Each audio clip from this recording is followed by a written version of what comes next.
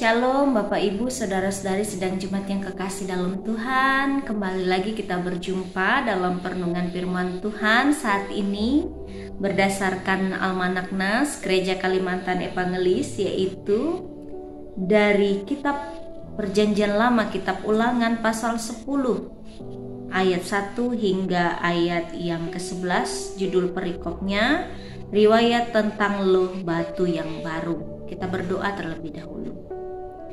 Kami siap mendengarkan firman-Mu Tuhan, biarkanlah Engkau menorehkannya di dalam hati kami, dan biarkanlah itu boleh kemudian menjadi bagian dari karakter hidup percaya kami. Terima kasih Tuhan, kami berdoa. Amin. Bapak Ibu Saudara-saudari sedang jemaat yang kekasih dalam Tuhan, saya baca ayat yang ketiga bagi kita, demikian. Maka aku membuat sebuah tabut dari kayu penaga dan memahat 2 loh batu yang serupa dengan yang mula-mula. Kemudian aku mendaki gunung dengan kedua loh itu di tanganku. Saya membuat tema kecil untuk renungan firman Tuhan bagi kita, yaitu memahat firman Tuhan di hati kita. Bapak Ibu Saudara-saudari sidang jemaat yang kekasih dalam Tuhan, pembuatan naskah hukum Tuhan terjadi 2 kali.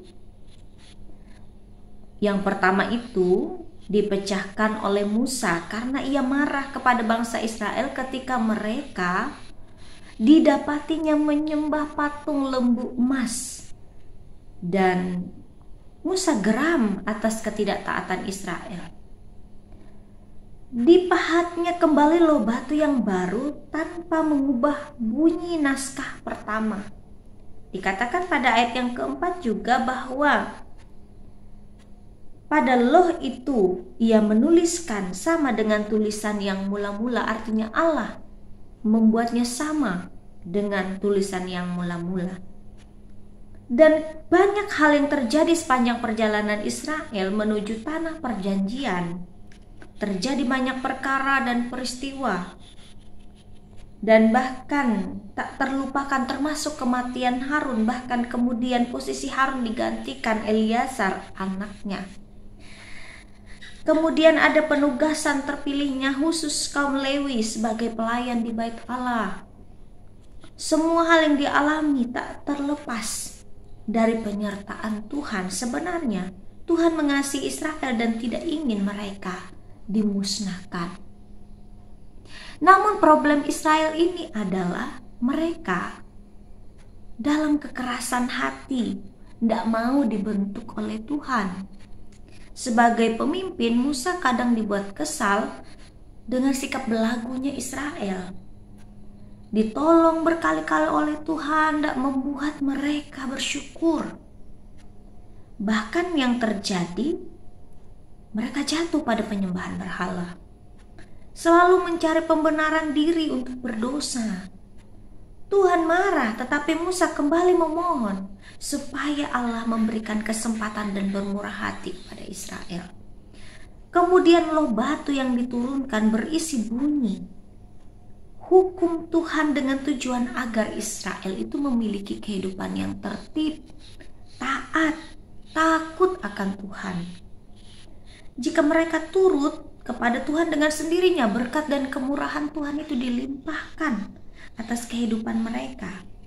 Itu perintah yang mutlak untuk dilakukan, bukan panduan semata.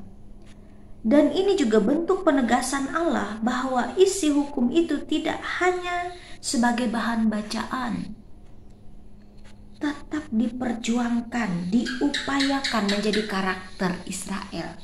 Artinya juga terpahat di dalam hati mereka, melekat.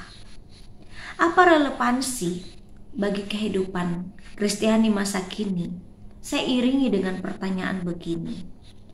Apakah problem kekerasan hati ini masih dialami orang Kristen masa kini?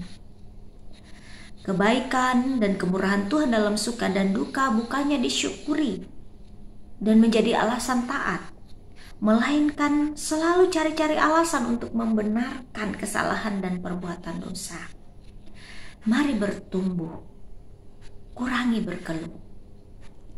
Sediakan ruang untuk Tuhan agar Ia membentuk kita. Rendah hatilah agar kemuliaan Tuhan dapat dinyatakan dalam kehidupan kita. Kemudian apakah yang kita dapatkan selama ini sebagai berkat dari mendengarkan firman Tuhan, Bapak Ibu Saudara sekalian? Apakah ia hanya sebuah literatur saja?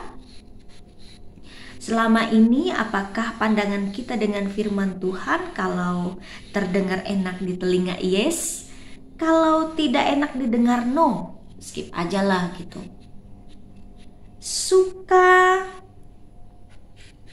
atau tidak dengan firman Tuhan, lalu cara menyampaikannya agak keras, terlalu lemah lembut, lalu durasinya terlalu lama atau terlalu singkat, atau karena tidak suka dengan yang menyampaikan firman Tuhan kemudian dijadikan alasan untuk tidak taat.